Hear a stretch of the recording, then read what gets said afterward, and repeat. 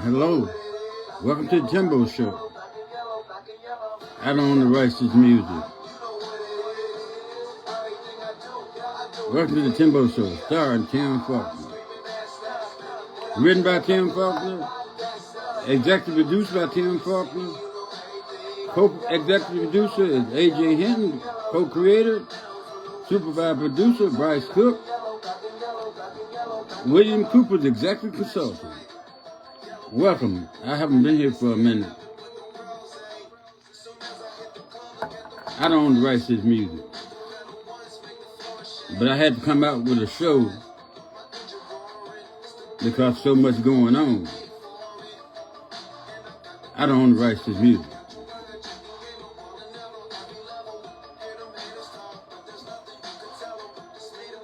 How y'all doing this week? How was your week? Mine was fine.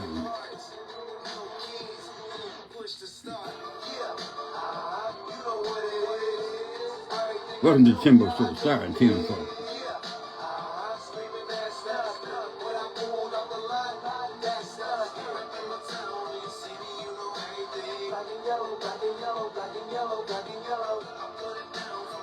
So how have y'all been, It's been about 6 weeks. But if you can follow me on my Facebook page, I post articles all the time telling you what I think and what I don't think. But, coming live, I have to get my studio in order. But I couldn't wait any longer. Plus, I want to see how this war was going before I made a comment. Now that they declared victory, I'm going to tell you the true story. Unabashed, true. I don't own the rights to this music.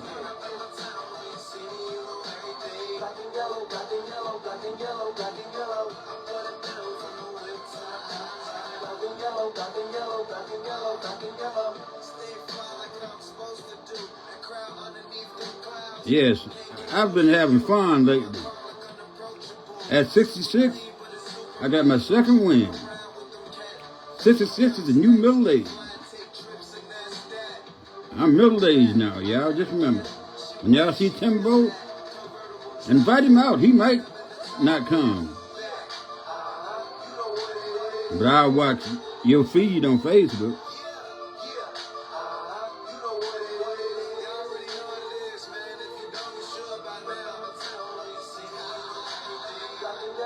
Welcome to the Timbo Show, starring Tim Faulkner. That would be me.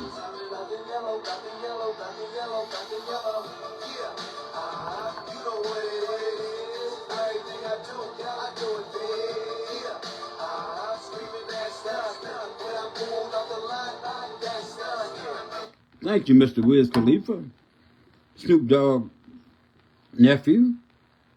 Yeah, I know a lot of y'all probably saying, why Timbo listen to hip-hop? I like some hip-hop, as long as it ain't dirty and nasty. I don't like stuff like Sexy Red. But Wiz Khalifa, yeah, I like him. Too Short, I like him. I like a lot of them young boys, the old boys too. Outkast, I like that. And I don't think that's sin. I just think as long as this stuff ain't dirty, you good. Yeah, I like Wiz Khalifa.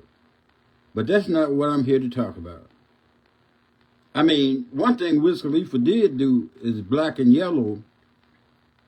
And a lot of people say, oh, black folks love gold and chains and stuff. And in my younger days, man, I used to flash. I had gold chains and gold wristwatches and gold bracelets. I like gold. And most of the black people I know like gold. But it's in our heritage. Because in the Mali and Ghana empires, it was nothing but gold. And everybody had gold. So somehow it's in our system. We like gold. Right now, I wouldn't mind wearing a big fat chain. But if you wear a big fat chain, you better have a big fat Glock with it. Because somebody's going to try to take it. Therefore, I don't wear gold. Every now and then I'll wear gold. But, it's got to be going to church or somewhere like that. Because I wouldn't wear no gold in too many places because somebody's going to try to take it. Because it's very valuable now. No, but we got to stop apologizing for being who we are. We like gold. We like nice cars. We like to fix our cars up. Stop apologizing for it. I don't want no pickup driven through the mud. If I get an F-150, I guarantee you I'm not going to take it and drive through the mud. So stop apologizing for being who you are. That's my lecture for the day. So that's Tim Brent. That was my topic. It really wasn't a topic, but my main topic is Operation Epic Fury. Donald Trump, Pete Hegseth, and more importantly, Benjamin Netanyahu decided that the United States of America was going to war against Iran. Iran used to be called Persia. Persia has been around since 500 BCE at least. That's over 2,500 years. And Donald Trump thought he was going to destroy that whole civilization because he got a lot of smart weapons and he could just blow stuff up. But anybody could have told the man it's not that simple. You kill one head over there, the next one grows. They kill Ayatollah Khomeini. His son took over. Same regime, but you got a son that's angry that you killed his parents. So what? There was no regime change, I see. You got a regime that's more angry. They tried to go get the uranium. They didn't get it. Because this one thing I want to tell y'all, they weren't just trying to rescue that pilot. They were trying to go over there and do one of them Delta Force missions and get the uranium. But it fell apart. And you saying, Timbo, how you know that? Donald Trump and Pete Hegseth said they were just going to get the airmen. Oh, so you sending 100 people to get one airman. That's not how it works. Also, I've been in 2 branches of the service. And I do know the rank structure. And this is the structure you go from E1 to, that's in every branch. Like in the Air Force, you start the Airman Basic, and you go to Chief Master Sergeant. In the Army, you start at Private, and you go up to Sergeant Major. That the Sergeant Major E9. Well, in all the branches, officers go from Officer 1, a First Lieutenant, all the way up to General. You saying, why are you telling me all this? Well, the second seater in that car, in that pilot, that plane that went down was a 06. I was in the Air Force. A 06 means he is a colonel. He's the wing commander. Wing commanders don't go out on no missions. Unless it's a big mission. You got the second seater as a 06 to go pick up a down pilot. I mean, why would the 06 be flying out on a regular mission? That's not the way it works. The wing commander is the commander. So he was out there commanding some stuff before they got shot down. You notice they ain't said his name? Oh, he was a colonel. The colonel means 06. That means, for layman people, 06 is one step below general. So a general gonna be riding in the second seat on the airplane, and just going out on a mission. No, they were trying to do 2 things. Trump wanted to get them their uranium, come back, declare victory, and say, "See, we won." It didn't go that way. But the main thing he has done, he closed the Strait of Hormuz. The Strait of Hormuz controls 20 to 25% of the oil that go around the world, especially in places like Asia. So Iran controls that now. Before, everybody could go back and forth, back and forth. They got millions and millions of tanks of oil sitting up there can't move. And Iran controls that. Thanks to Trump. And y'all might not have felt nothing. Y'all think the gas price is high now. If Iran don't open it back up, it's going to be hell on earth down here. However, Iran got the leverage on them. Trump, I'm going to blow you into smithereens. I'm going to blow you back to the stone. And you see what Iran said? They made jokes about it. Because they control all the oil. Donald Trump has made Iran one of the most powerful places in the world. He created another superpower. Everybody got to go through Iran. Iran says, if you want to come through here, you can come through it. We're going to charge you $1 million a ship. And if you want to get your oil out, you're going to have to pay. And all Iran has to do to stop traffic through that Strait of Hormuz, they ain't got to hit one shot. All they got to do is threaten. You going to take your $1 billion tanker and your crew and send them, because remember, tankers only go 20 miles an hour at best. Iranian could stand up on a hill with a rocket and blow them up to smithereens. But Donald Trump pushed them into that corner. Now they like, okay, we like it. Now Trump over there trying to negotiate. You can't negotiate when Iran won this war. They might have lost all their buildings and they lost a lot of stuff inside their country. But they in control of this. Donald Trump sent his vice president to try to work with them. If you won the war, why are you sending your vice president?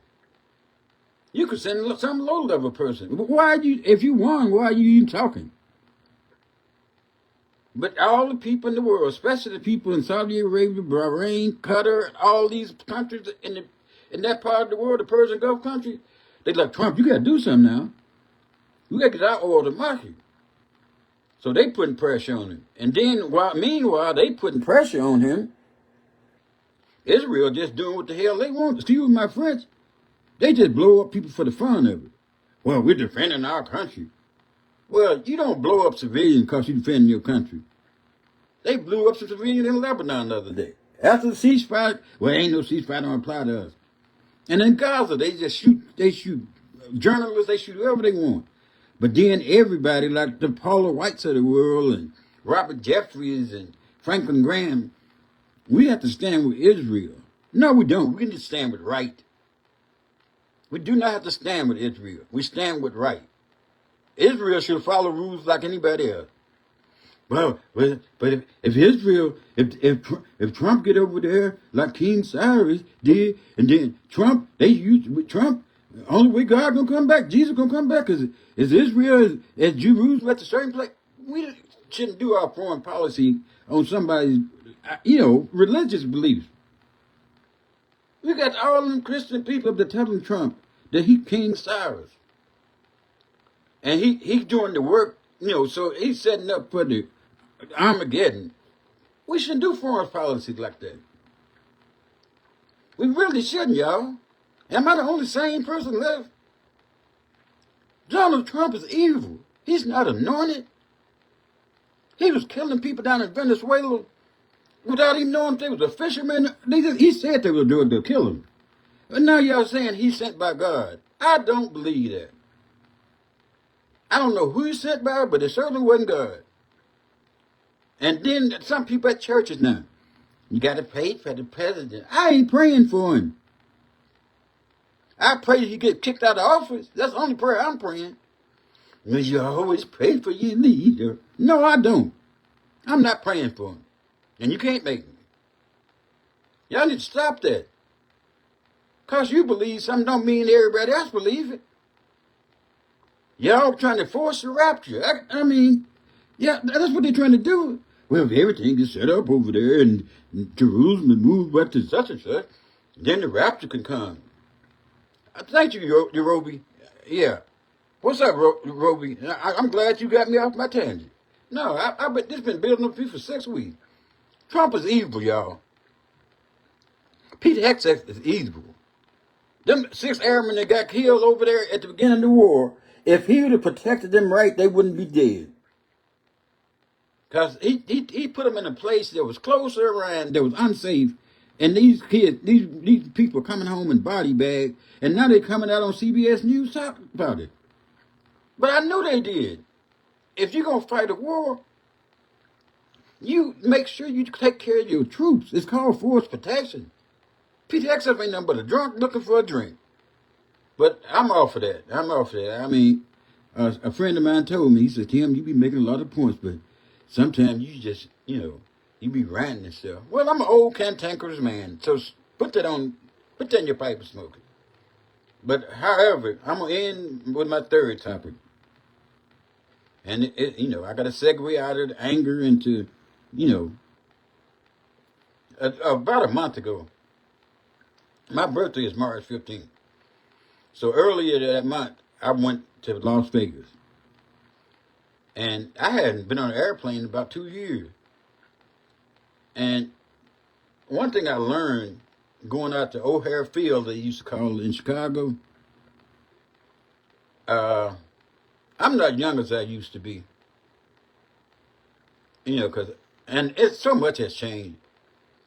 Because, normally when I go to the airport, I always get there real early because I got that military time with me. So I get there early and, and then I try to walk rather than do what a person with a hip issue at my age should have done. I should have got on one of them carts or whatever, or got somebody to take me to my gate. But I walked to my gate. O'Hare is huge, y'all. My gate was 38. And when I got through security, and I didn't have my real ID. I went and got my real ID, but they just had the paper. I didn't have the thing. So I didn't have to pay $45 extra for that. Then I finally get through security. Now my hip killing me, y'all. And then the nice security TSA officer said, yes, sir, you have gate 38. I said, oh, no problem. He said, it's a little over a mile. I said, a little over a mile? I thought he was joking. But after about 3/4 of a mile walking, I was like, this dude wasn't playing. I walked. And you know how you walking through the airport and they have those little motion things that, give you a little, what are you, escalator type things that give you a little break?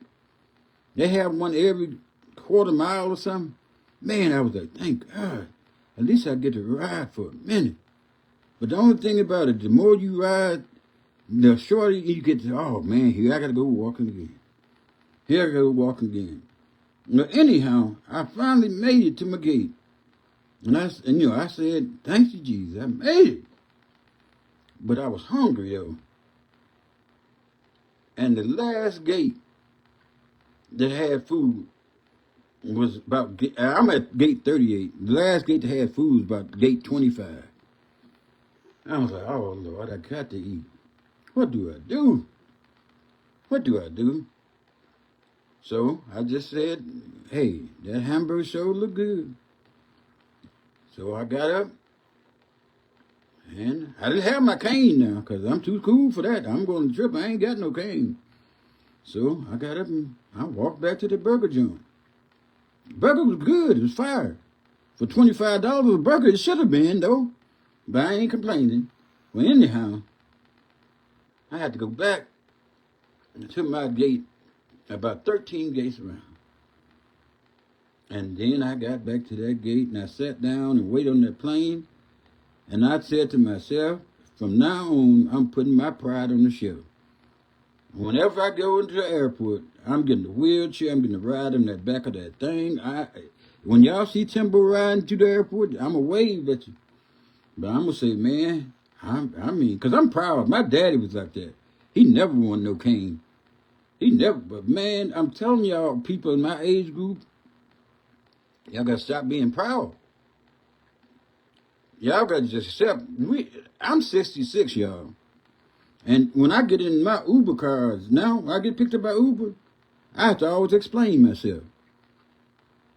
Because I get in there and they hear me, They say, you all right, sir?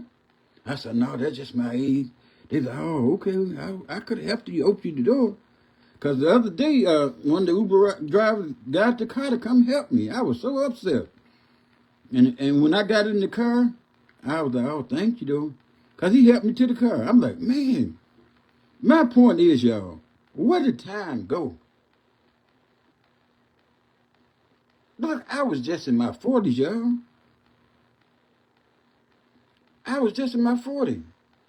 Now I'm almost 70. So what you need to do is go to anybody you care about. When you go to your text message, and just when you go into your text, you see somebody you haven't texted in a while, you ain't got to call them. Because 9 times out of 10, they might not even want to talk to you.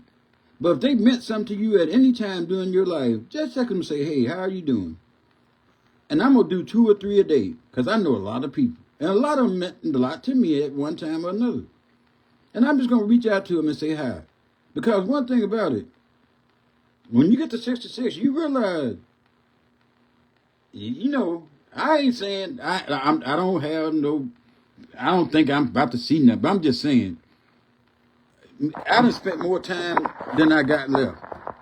So when y'all go to your text message, send a nice little text to somebody that meant something to you, and say, man, or lady, how are you doing?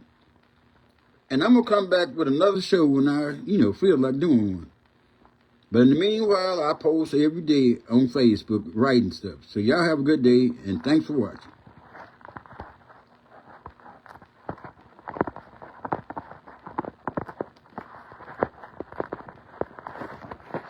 Thanks for watching.